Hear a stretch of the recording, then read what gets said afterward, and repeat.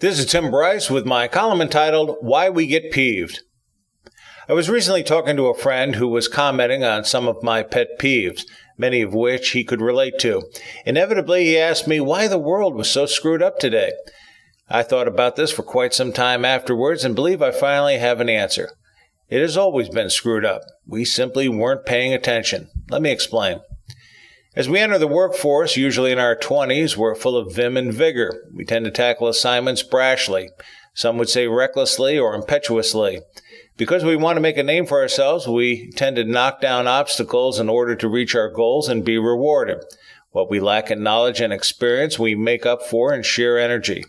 In our 30s, we're still energetic, but we become smarter as we gain experience in what we do.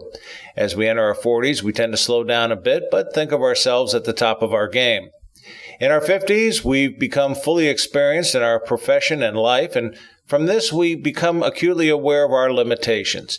It is then when we begin to realize time has passed too quickly, and we finally start to recognize the changes in the world. In other words, in our youth, we were preoccupied with starting our lives, so much so we were distracted and did not realize the world was changing around us.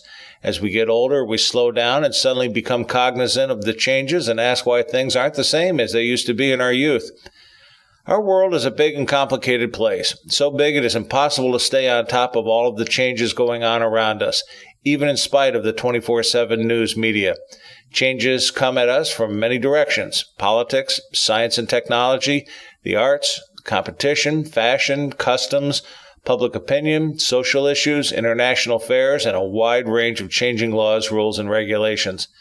However, change is so slow it is almost transparent to us, and if we become distracted, as most of us do, we don't recognize it. Only after a few decades do the changes become vividly clear to us, and by then, it is usually too late to do anything about them, as we should have been paying attention earlier on. Suddenly we realize people are acting and looking different, particularly the next generation, that social and moral norms are different, and the world has changed. So why do we get peeved? I think it's simply because we've suddenly realized the world is different and the status quo is unlike what we remembered from our youth, and we don't like it. Friends, keep the faith. This is Tim Bryce in Palm Harbor, Florida.